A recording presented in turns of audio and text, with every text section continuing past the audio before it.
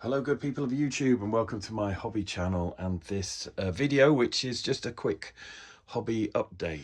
In my last video I built this hangman's gallows from Dead Man's Hand for my Dead Man's Hand game. I do have some buildings, some carts, wagons, some terrain, and my Dead Man's Hand gunslingers to paint. So that's all up and coming. I also quite like the look of this hangman's gallows against some of the Games Workshop terrain. So if I can get hold of another one when it's released, I might do a bit of a kit bash for Mordheim or Warhammer the Old World with that. Now, in a video previous to that, I featured some of the carts and wagons that I'd sculpted. I said a while ago I'd been doing some hobby that I couldn't really film or make a YouTube video out of. That's basically involved me sorting through a lot of boxes, going over a lot of old sculpts and digging out a whole load of stuff that I sculpted years ago. Molds were made, it was all sold when I sold the Battleforge, but they never actually went into production. Things like this house, which is just basically the shell of a building, and I'm using it as a backdrop for all the doors and windows. I sculpted here, and I'll be painting up, and either just with a bit of blue tack or by magnetizing them, I'll be able to use that building to show the various different designs when that's fully painted, and it will be painted up to match the sort of semi-cartoon style basing that I've done on some of my fantasy products. So that's something I'm looking forward to doing.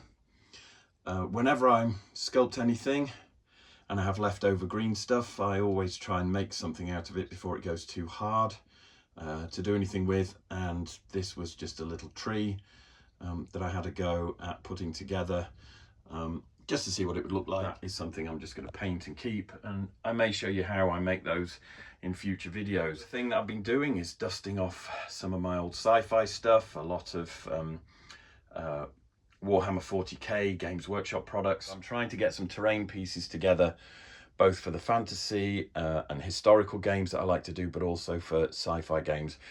Now this does include some things that I've sculpted, like these 1 ton rubble bags that you often see builders use. I've got some old crates and things that I did that never went into production, some oil drums. There are some Games Workshop Warhammer oil drums there, a whole host of bits and pieces that I'm just priming and getting ready to paint. They'll all be painted in future videos. I've also come across some old Cadians which were in need of a bit of TLC, so I've got those based up again. They need zenithal priming. They were undercoated grey at one point years ago, and then I forgot that I'd got these guys.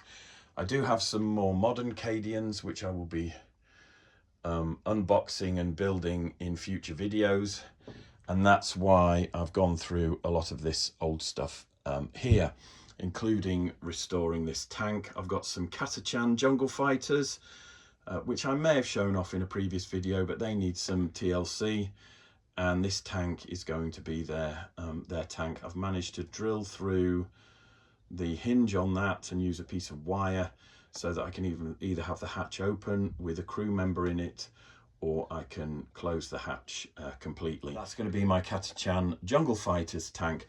Now this is actually a tank that I kit bashed and converted back in the day when you couldn't get the longer barrel unless you spent a fortune at Forge World.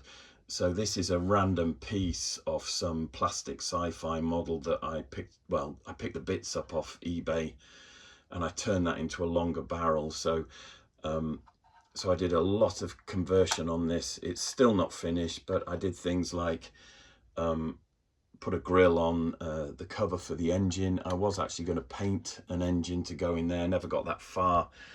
But yeah, there's some bags and sacks and sandbags and stuff that I sculpted that were cast in metal that I've added to this. And of course I left the turret cupola separate, the commander's hatch, so that if I wanted to, I could change the commanders. So I've got lots of Warhammer 40k stuff and even some old classic Rogue Trader stuff to do. Regards to the doors, I'll probably do a separate video on those, because I found these. I used to have a fortress, the plastic fortress, and these doors came with that. And when I started, you know, selling bits and pieces on eBay, one of the things that was popular was the plastic doors. And that actually inspired me to start sculpting some doors of my own, in very much the way that Citadel Miniatures back in the 80s used to have doors and windows and accessories. So lots to cover there, from Dead Man's Hand through more Warhammer, dwarves. I've still got some dwarf videos to do. I did actually go out and buy some plastic dwarves. I'll come on to that in a second. I've got the painting of this building to do, and all the doors that I sculpted. There's all this terrain that I've been working on. And this is an idea I had when I was doing terrain for Dead Man's Hand. I just want to show you guys, because obviously the only people that have seen this idea that I have are either people who are into Dead Man's Hand, or they watch most of the videos that I put up on YouTube.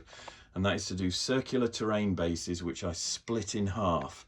And that means you can mix and match. Now, these aren't finished. I haven't put all the terrain down, but there's a wheelie bin there on that one, which you could swap and have against that. That barrel there with the Cadian dagger on it, then obviously you can match it up against other barrels.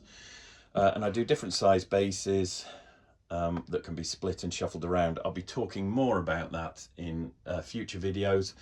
But that's basically why I'm having to get so much of this terrain sorted and prepared all in one go. As I said, I did a lot of that for Dead Man's Hand, and you can see some of those terrains in action on my previous videos. Just sticking on the subject of Dead Man's Hand, here's something that I thought I'd do a quick conversion job on. This is a I don't know, signpost. I was going to call it a living signpost, but he could actually be dead. I sculpted this for my Vampire Counts army, or at least that was the idea a long time ago. I thought that would be pretty cool, either as a unit filler or to have as a terrain piece for Vampire Counts. And then I just decided, well, why not base one up on some sand with a cactus and paint it up to go with Dead Man's Hand. So that's what I'll be doing there.